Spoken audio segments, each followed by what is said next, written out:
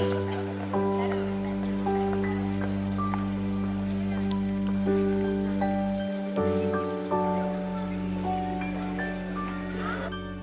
el ple de l'Ajuntament de Villar, corresponent al mes de novembre, es van parlar, entre altres, de la proposta per part de socialistes per la derogació del copagament a persones amb diversitat funcional i o dependents. Pel que a aquest tema respecta, cal dir que les associacions de persones amb diversitat funcional han denunciat que els nous bàrems de copagament previstos per a la llei de dependència encariran el que han de pagar alguns usuaris de residències. Per això, la Federació ECOM, la qual recull més de 60 associacions de tot l'estat espanyol de discapacitats, ha demanat la retirada d'aquest sistema, ja que si continua avant, totes les persones afectades hi hauran de posar més diners i fins i tot, en alguns casos, del 50% de la seva renda. Pel que a aquest tema respecta, cal dir que les associacions de persones amb diversitat funcional han denunciat que els nous bàrems de copagament previstos per a la llei de dependència encariran el que han de pagar alguns usuaris de residències. Per això, la Federació ECOM, la qual recull més de 160 associacions en tot l'estat espanyol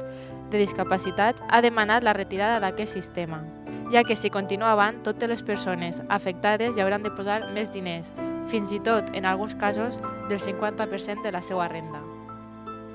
Una de les raons que defensa el govern valencià és que els usuaris participaran als costos del tractament d'acord a la seva renda i així poder convertir el preu públic en taxa. Però l'efecte que tindrà aquest bàrem és que al disminuir la seva font d'ingressos per tenir que pagar molt més, el seu grau de dependència augmentarà i d'aquesta forma necessitaran més ajudes per poder seguir tenint una vida digna. Val a dir que un govern responsable i que treballi per al poble ha de prioritzar el benestar de la gent treballadora per damunt del pagament del deute privat que ha generat la banca. Per tant, des de la CUP de Villar ens sumem a la proposta de la derogació del copagament a aquest col·lectiu.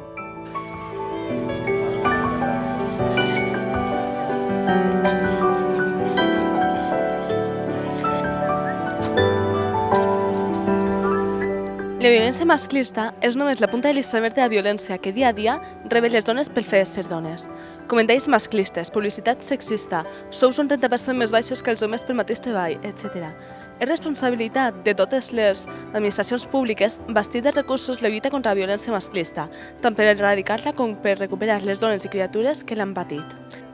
S'ha d'assegurar el ple desplegament de la llei 1/2004 i aconseguir seguir tenint canals per anar-la treballant i millorant. Des dels pobles i les ciutats s'ha d'assegurar que hi hagi un pla i un protocol clar i actualitzat d'actuació. Els plans han d'incloure actuacions i campanyes de prevenció i sensibilització sobre aquest tema, formació per als professionals públics, bastir-nos de protocols d'actuació en casos d'emergència i bastir serveis i recursos per a la detecció i recuperació de dones i criatures que han patit aquesta violència haurien de ser prioritàries per a qualsevol govern.